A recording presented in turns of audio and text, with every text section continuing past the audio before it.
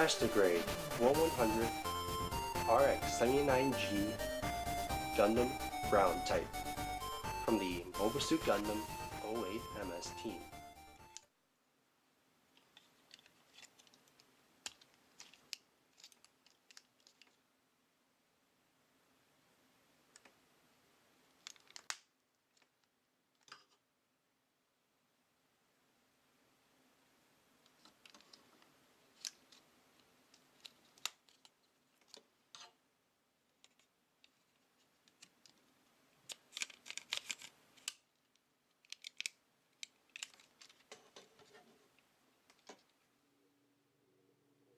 And here's the completed kit for the RX-79G Ground Gundam.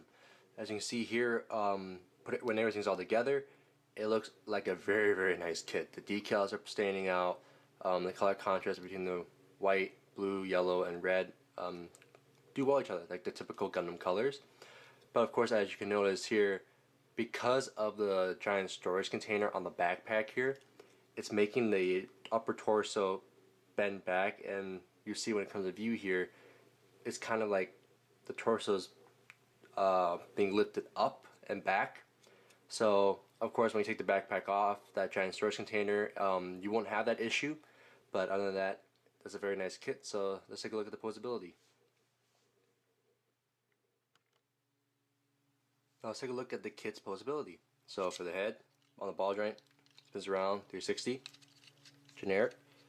Torso, you're on the ball joint, so it's moving here up and down, just wiggling around. Can't do a full 360 like that because it gets hit by the skirts.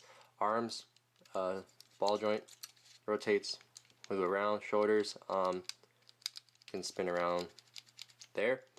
Arms can go that far up. Movement beneath the shoulder. Elbow joint, about 180. The shield on. For the skirts, go that far up. Sides go that far up. Rear skirt or butt flap, nothing. For the legs, go that far. Go about that wide. Bend 90. Old style kit. For the ankles, ankle guard go up and down. Then you get piston action in there. Feet can go up and down. Some side to side, and rotate around. And the articulation in the back of the sides, the securing arms moving up and down. But other than that, that's about it for the kit's articulations. Next, we'll compare the heights of different Gundam Master Grade Gundams I currently have in my collection. So sadly, I don't have many UC Gundam kits, but the one I do have is one of my favorite model kit designs is the F91. As you can see here, proportionally it works, as the Ground Gundam is at 18 meters in canon, while the F91 is at 15.2 meters in canon. So you can see here there's like a major head height difference between the two kits here. But as you can also tell, the F91 is a 2006-2007 Master Grade kit, while this is a 2000. So 6 years in advance. The F91 is pretty much a superb kit, as this kit was advertised as a poly capless kit, and it showed that it's a very strong kit. It's holding its age up. I built it a few years ago, and it holds up pretty good. As compared to this, it's 2000s when Master Grades first took off. So you can see a clear difference from the progression of Master Grades up until 07. So a shorter F91 versus a taller Ground Gundam. The next comparison we have is the Master Grade Duel Gundam with Assault Shroud components versus the Ground Gundam. As you can see here, they're pretty much the same height in canon. In Gundam Seed, the height of the Duel Gundam is roughly around 17.5 to 18 meters in height, while the Ground Gundam again is 18 meters, and proportionally they line up. You look at carefully at the head height and the V-fin, you might see like the 0.5 difference may matter, but pretty much they're pretty much the same height.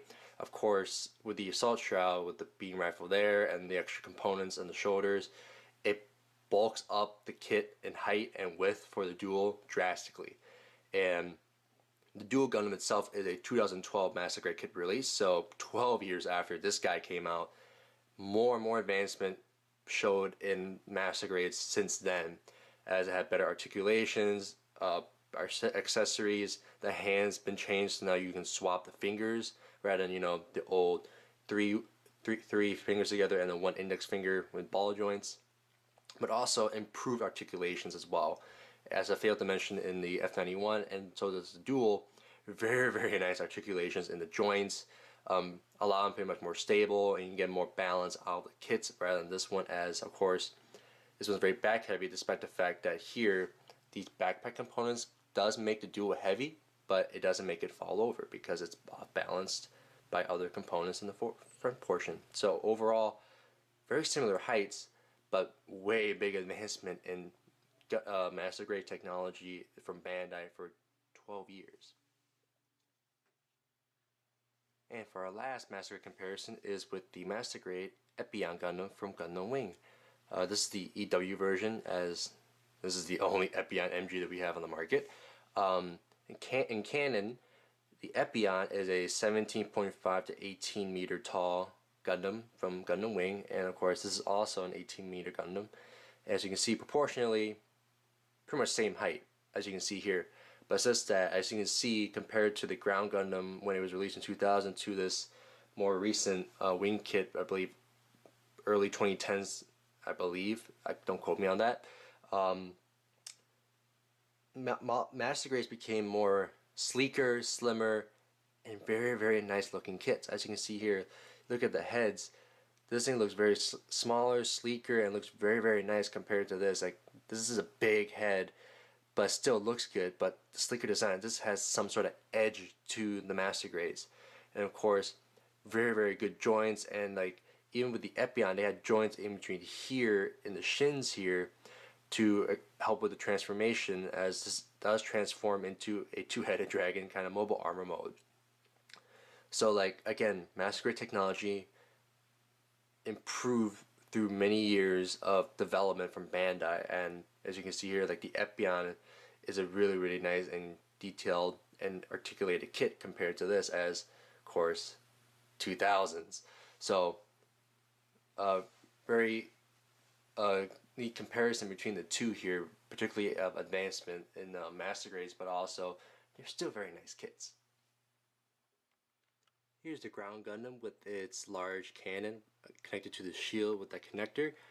As you can see, it's able to pose with it quite decently, but you have to do a lot of work to get the kit to pose this way. As you can see, because of how limited the legs articulations are, especially they can barely go past 90, and the limited articulation with the ankles and the feet, it's very difficult to pull it off. But if you are patient enough, you can get the kit to pose this very nice looking pose with the arm resting on the side grip there, pointing its cannon at Azaku. Next we have the machine gun mounted onto the hand of the Ground Gundam. As you can see here, because there's no peg, unlike kits, the F91, the Duel Gundam, and the Epyon, there's really no way to keep these weapons in stably without using putty, glue, or maybe sticking a metal rod in there, from what I've seen from other modelers. And as you can see, I was barely able to get this rifle because if I do this, like, it moves, or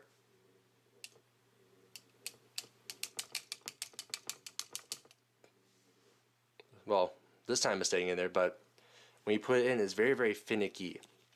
So be careful if you do intend to pose these with the weapons very well. You may have to do more work to get the weapons to stay in the hand, and of course you can see here the three fingers here are not even on the grip itself, so it kind of loses the effect of that. But overall, with this pose, it looks very nice. It looks like it's holding the rifle up, it's finished combat or standing by kind of deal.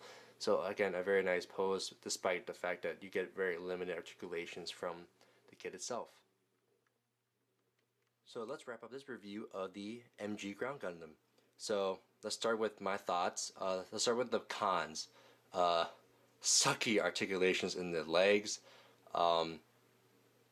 it's an old kit. It's 2017, and this kit was designed and made in 2000. So again, 17 years ago, shows his age.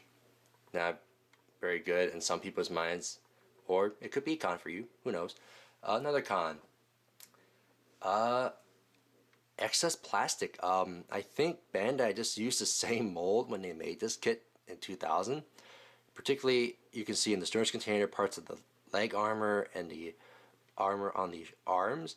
You get excess plastic that bled through the armor or onto the piece during the molding process. So when you cut off the runner, there will be excess plastic besides the nub mark. So you have to go in with either your hobby knife, or for me it was my hobby knife and sandpaper, to file down and cut off that excess plastic so it'll be smooth, so it doesn't look bad. And then when you connect it to the other piece, make sure it doesn't hinder the other pieces.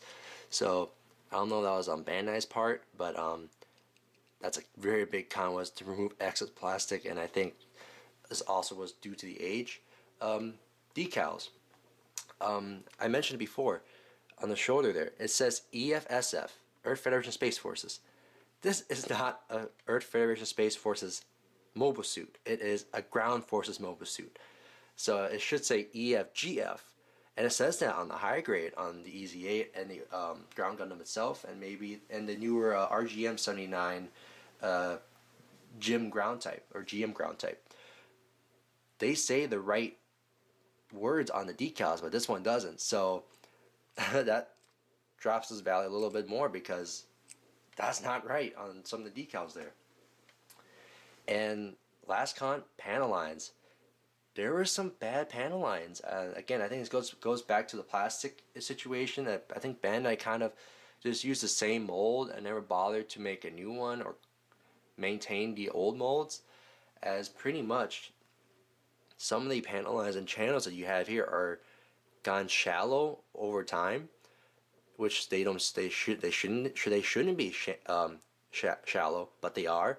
So you have the situation where when you put in a panel line, you try to move it with your eraser or maybe a paint thinner remover, it'll take everything off, and you got to be very delicate with some of the panel lines in here. So those are all the cons I have. But for positives, awesome articulations in the arms. I think the older kits pretty much set the standard for newer master grades. You gotta get the full 180, the nice articulation with the wrist and the hands and the shoulders. So I think that set the standard. But also, even as a con, very nice decals. Like you get a very, very nice 08 on the shield, and the other decals such as the SF, despite the fact it was an incorrection in the Earth Federation symbol, it still looks like a very nice kit. And since this is an old kit, you can do so many things to improve it by yourself. For me, I just did extra panel lining, painting, even putting some top coat around the kit, and add some modifications in the parts that could improve the kit all by itself. Like I use glue on many joints so I can thicken the joints, so then it'd be a more sturdier, less finicky part, and it came out very, very well. Another pro. It's the only Ground Gundam Master Grade on the market, and alongside the EZ8 and some of the older goofs that were in the old 08th MS team, like there's not many of those in remaster form or any scale larger. Of course, like the high grades are up to date with those kits from that series, but this is the only Ground Gundam you have, and it's not a bad kit. If you really, really like it, I would suggest go buy it. The reason I bought this kit and assembled it was because so many years ago, the Master Grade Gundam Ground Type was my first ever Master Grade I ever built. My first ever Gunpla kit I ever built. So this kit will always have a special place in my heart, to why I'll buy this kit again, because it was the first kit I ever built. It was very nostalgic. I remember when I first built my first Gundam, I used a pair of scissors to assemble it. So this kit will always have a special place in my heart. And again, it's a very nice looking kit. It does show its age, but it's not a bad kit. And if you want my recommendation, go buy it, because it's the only Ground Gundam you have on the market. The articulation may be bad in the legs, but it's still decent. It's decent looking. It can stand on its own. It can hold all its weapons fine. You finagle with it. But overall, this is a very nice kit. And if I had to give a review out of 10 or score out of 10, I'll give this a solid 7 out of 10. It's not a bad kit. It's not too great of a kit, but it's a decent kit. So guys, I'm a modeler in college. Thanks for watching, and stay tuned for more videos, reviews, and other random miscellaneous videos that I may post.